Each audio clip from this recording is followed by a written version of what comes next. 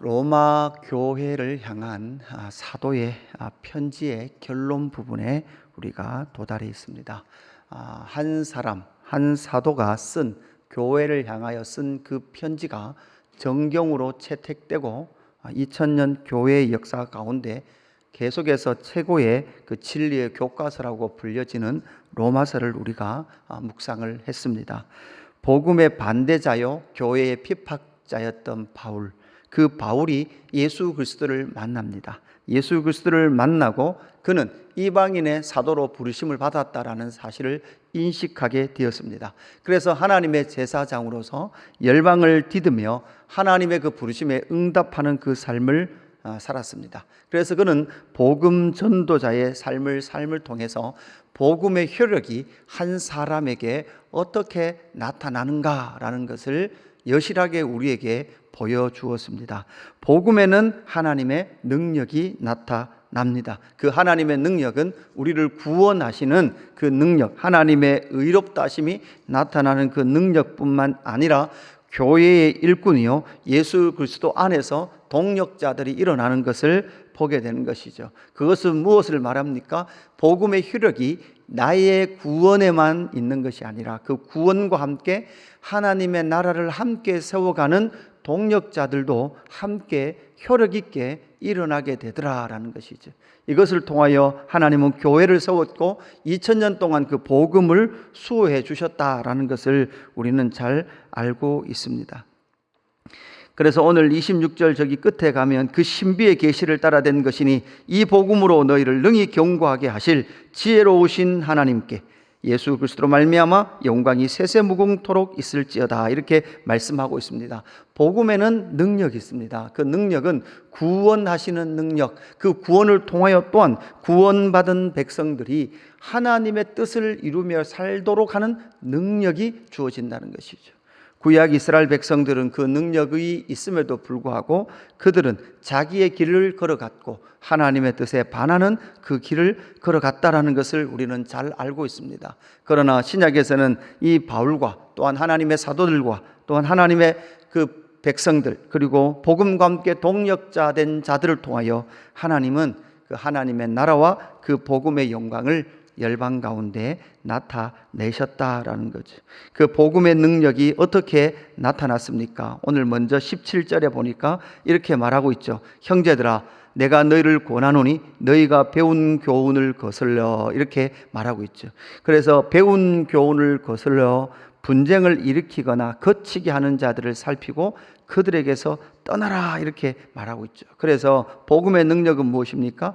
배운 교훈을 수호하는 능력이 있습니다.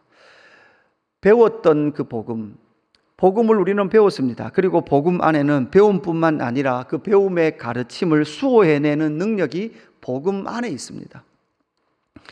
그래서 다시 그 너희가 배운 교훈을 수호함을 통해서 분쟁을 일으키거나 거치게 하는 자들을 살피고 그들에게서 떠나라, 강력하게 말하죠. 떠나라, 이렇게 말합니다. 떠나라라는 것은 그들과 단절하라라는 것이죠. 이것이 바로 거룩의 한 형태로 나타나는 겁니다. 단절 자체가 거룩의 전체는 아니지만 그 거룩의 중요한 핵심은 바로 단절하라라는 것이죠. 이미 교훈을 배웠습니다. 그럼에도 불구하고 그 교훈을 따르지 않고 분쟁을 일으키거나 거치게 하는 자들이 로마 교회 안에 있었다라는 사실이죠.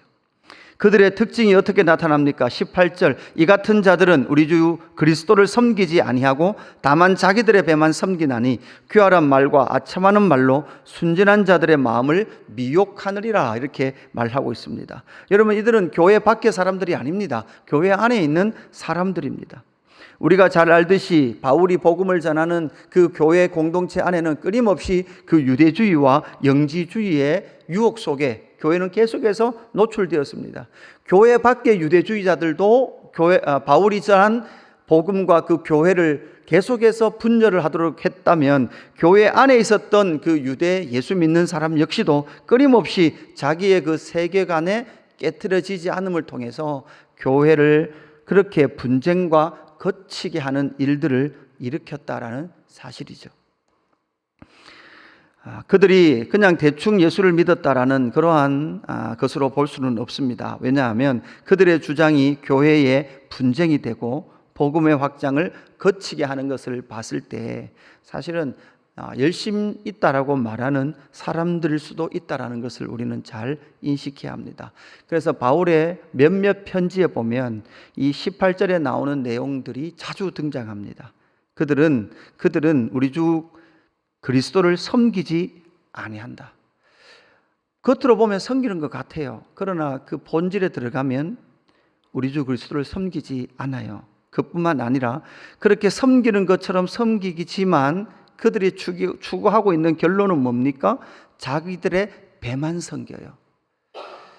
이런 부분들에 대해서 자기들이 교회 안에서 인정되지 않거나 자기가 지금 누리고 있는 어떠한 특정한 교회 안에서의 권세나 권리들이 기각되거나 부정되어 지면 그들이 취하는 태도들을 보면 잘 알게 됩니다.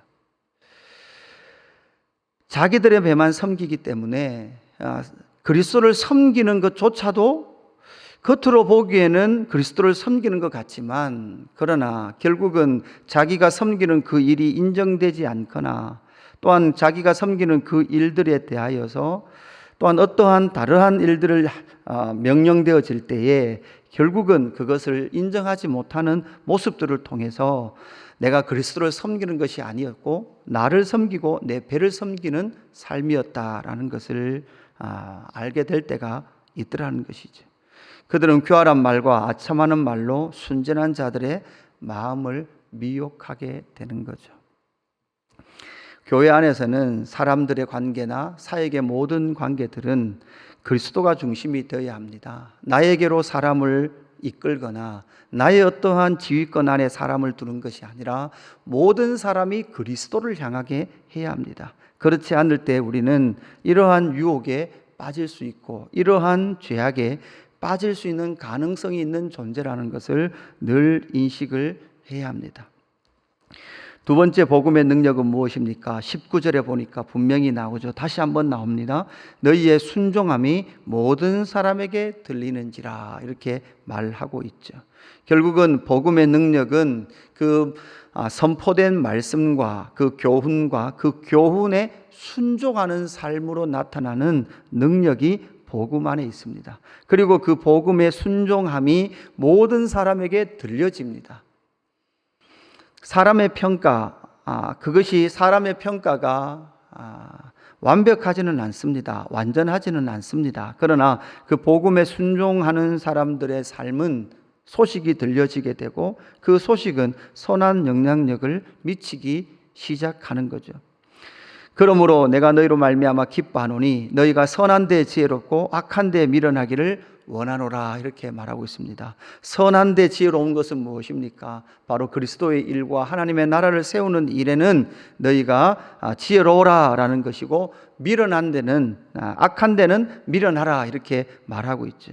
그 악한 것은 무엇입니까? 그리스도를 섬기는 것 같지만 그리스도를 열심히 섬기는 것 같지만 그 속에 자기의 배만 불리고 있는 그러한 악한 것에 대하여서는 너희는 미련하라 이렇게 말하고 있습니다.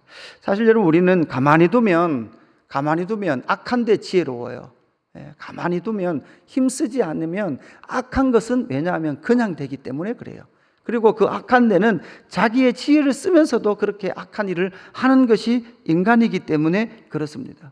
그래서 우리는 힘써서 선한 데 지혜롭고 악한 데 미련하기를 원하고 힘써야 합니다. 그렇게 할 때에 평강의 하나님께서 속히 사탄을 너희 발 아래에서 상하게 하시리라. 이게 미래형으로 되어 있죠. 이미 시작된 그 사탄의 멸망 그리고 그 사탄의 완벽한 패배를 결국은 하나님께서 행하시는데 그 패배는 무엇으로 드러납니까? 그리스도의 십자가의 복음을 통해서 나타났고 그 복음에 순종하는 사람들을 통해서 사탄의 무너짐이 또다시 증명되어진다는 것을 잘 인식을 하셔야 합니다. 결국은 사탄이 패배했다는 것, 사탄의 거짓말이 진짜 거짓말이었다라는 사실을 증명해내는 최종적 증명으로서 누가 등장합니까?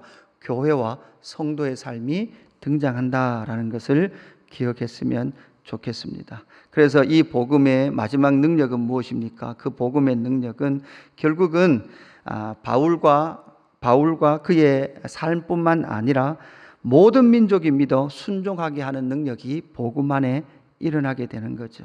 25절에 보니까 바울이 나의 복음과 예수 그리스도를 전파함은 영세전부터 감추어졌다가 이렇게 말하면서 26절 끝에 보니까 모든 민족이 믿어 순종하게 하시려고 이렇게 말씀하고 있죠. 바울에게 전파된 그 복음이 이제 바울의 사역을 통하여서 그리고 앞으로 일어날 사도적 사역을 감당하는 교회와 하나님의 사람들을 통하여서 그 신비의 계시가 모든 민족 가운데 전파되어지는 복음의 능력이 나타났다라는 것을 우리에게 말씀합니다. 바울은 여기에서 나의 복음이다 이렇게 말하고 있죠. 하나님의 복음, 그의 아들의 복음, 그리스도의 복음이라고 시작했던 로마서의 시작의 이 복음이 결론 부분에 가니까 이 복음이 무엇이 됐습니까? 나의 복음, 마이 가스펠이 되었죠. 나의 소유가 되었습니다. 이것은 내가 만든 복음이 아니라 하나님의 복음, 그의 아들의 복음, 그리스도의 복음이 이제는 나에게 그대로 적용되어서 나 또한 이 복음이 내 안에 나의 복음으로 역사하고 있다라는 것을 우리에게 알려주는 것이죠.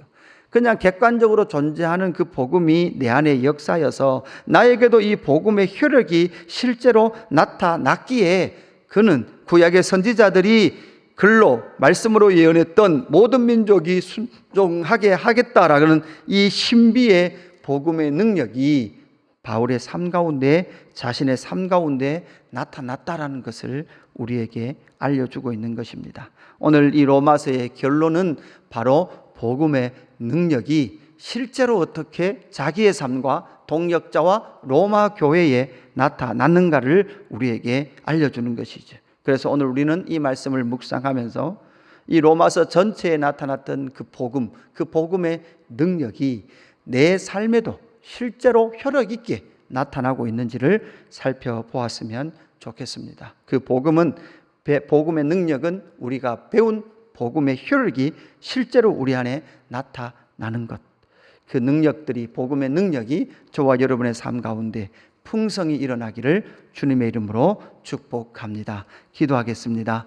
하나님 아버지 감사합니다. 하나님의 복음, 그의 아들의 복음, 그리스도의 복음으로 선포되며 시작했던 이 로마서가 이제는 그 결론 부분 마지막을 우리가 묵상하며 말씀 앞에 섭니다. 허물과 죄로 죽었고 의는 없나니 아무도 없던 이 암흑한 세상 가운데 복음이 선포되었고 복음의 능력이 선언됨을 통하여서 하나님 그 진리의 복음을 배웠고 그 진리의 복음이 실제가 되는 믿음의 삶을 우리 가운데 허락하신 줄로 믿습니다. 하나님 복음의 능력에 순종하는 저희의 삶이 되게 하여 주옵소서. 하나님 복음의 열매가 우리 안에 맺혔다면 그것은 나의 능력이 아니라 복음 자체의 능력이라는 것을 인식하게 하시고 하나님 나를 통하여 복음의 능력이 이 땅 가운데 나타날 수 있도록 날마다 기도하며 나아가는 저희들 되게 하여 주옵소서. 하나님 그리스도를 섬기지만 그럼에도 불구하고 끝까지 내 배만 채우기를 원하는 악한 옛사람의 본성이 우리를 괴롭히고 있다는 것도 인식합니다. 하나님 그때마다 나이다 된 것은 하나님의 은혜요, 내가 높여지는 것이 아니라 내가 나의 영향력을 미치는 것이 아니라 그리스도의 능력이, 그리스도의 은혜가 모든 믿음의 사람들에게 역사할 수 있도록 기도하며 나아가는 저희들 믿음의 공동체 될 수 있도록 역사하여 주옵소서. 감사함을 드리며 구주 예수 그리스도의 이름으로 기도드리옵나이다. 아멘.